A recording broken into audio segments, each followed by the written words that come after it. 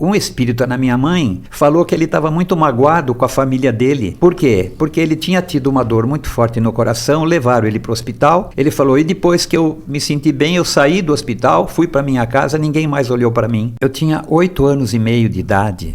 Quando a minha mãe, Maria Merle Ferreira, ela falava pro meu pai, o apelido dele era Tuta, ela falava, Tuta, vai me dar aquele negócio, eu vou pra cama correndo. E ela ia pra cama, deitava, num segundo já não era mais ela. Era uma outra voz, um pouco diferente da dela, com sotaques, que divergiam do original da voz dela. E eram espíritos que vinham nela, então ela tinha uma mediunidade que a gente não sabia, nós éramos católicos, não tínhamos noção do espiritismo. E eu então, com 8 anos e meio, meu pai estava trabalhando à noite, e era sempre de noite que dava isso na minha mãe. Então eu comecei a falar com os espíritos. Aquilo que eu tinha ouvido meu pai falar nas vezes dele, agora era minha vez. E eu falava com os espíritos, né? Então aconteceram casos assim, muito diferentes, onde o espírito, ele não aceitava que ele havia já desencarnado. E eu falava, ô irmão, você já morreu. E ele fala, não, não morri, eu tô aqui, eu tô vivo. Mas você tá usando a voz da minha mãe. Aí eu deixava eles assim um pouco com uma interrogação, né? E eles estavam notando que eles estavam usando a voz da minha mãe, né? Eu falei, eu não tô ouvindo a sua voz, eu tô ouvindo a voz da minha mãe um pouco modificada. Então, não sei, tem um caso interessante que eu posso falar, né? Eu já tinha 11 anos de idade e eu, saindo da escola, assim, eu vendia gibis usados, eu sempre tinha o meu dinheirinho comigo, né? Meus pais eram pobres. Então, um belo dia, um espírito na minha mãe falou que ele estava muito magoado com a família dele. Por quê? Porque ele tinha tido uma dor muito forte no coração, levaram ele para o hospital. Ele falou, e depois que eu me senti bem, eu saí do hospital, fui para minha casa, ninguém mais olhou para mim. Meus filhos não conversam comigo, minha mulher não fala comigo. Aí eu falava, porque você morreu? Você deve ter morrido lá no hospital. Não, eu saí de lá normal, vivo. E eu falava, não é possível, né? Você deve ser um espírito. Então eu falei,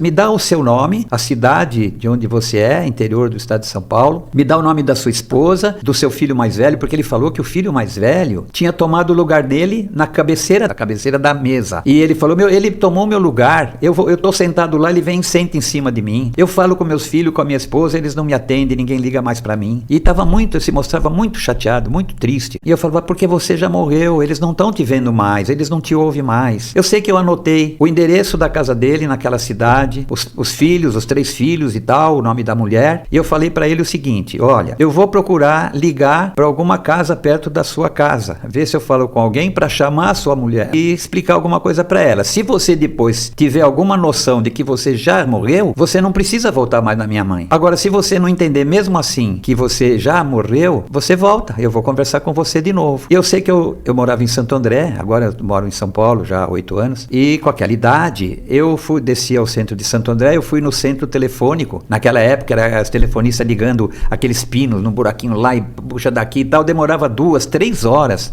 para fazer uma ligação pro interior. E eu esperei, pagando a ligação, esperei a telefonista e falei para ela, olha, é rua tal, número tal cidade. Ela falou, lá não tem telefone nessa rua, nesse número. Eu falei, mas tem algum número próximo? Ela falou, mais ou menos pelo número aqui dá uns 200 metros, que é 200 números de diferença. Liga naquela casa. Eu falei, eu vou pedir ajuda, né? E ela fez uma ligação, atendeu uma senhora. Então eu falei, senhora, olha, o meu nome é Roberto Ferreira, eu sou um menino de 11 anos, eu moro em Santo André, e a minha mãe recebeu o espírito de um senhor que é marido de dona fulana que mora no número tal aí dessa rua. A senhora não faria caridade de chamar essa mulher? E ela falou, ai meu menino, mas é uns 2 quadras daqui. Eu falei, ai senhora, por favor, é um ato de caridade. Eu sei que a senhora se sensibilizou, foi, e eu fiquei lá no telefone esperando. Passado talvez 25 minutos, por aí eu não me lembro. Eu sei que ela volta com a viúva, e essa mulher viúva atende o telefone desesperada. Alô, quem que tá falando? Quem é você? E tal. Eu falei, olha dona, calma senhora, meu nome é Roberto, eu sou assim, expliquei tudo pra ela. E a minha mãe recebeu o espírito do seu marido, mas o meu marido morreu, por isso mesmo, ele morreu, mas ele não acredita que morreu. Então eu vou contar pra senhora o que ele me falou. E aí eu conto pra ela. Ele me contou o nome da senhora, o nome do seu filho maior, que é o fulano, o Beltrano, que é o do meio, e o cicrano. Falei, e outra, falou que o filho mais velho tomou o lugar dele na cabeceira da mesa, quando vocês almoçam, quando vocês jantam, e ele sentou no lugar do pai.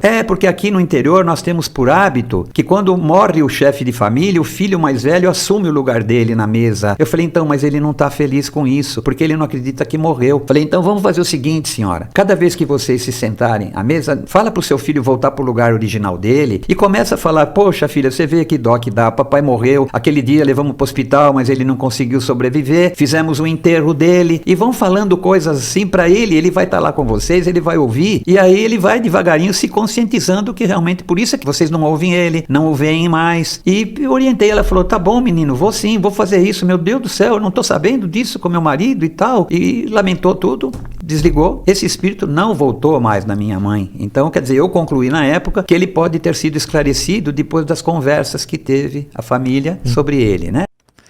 O que você achou desse corte? Coloca aqui nos comentários a sua opinião sobre esse tema.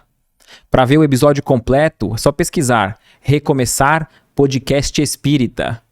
E caso tenha ficado alguma dúvida sobre a doutrina espírita, é perfeitamente normal. Procure ler as obras de Allan Kardec.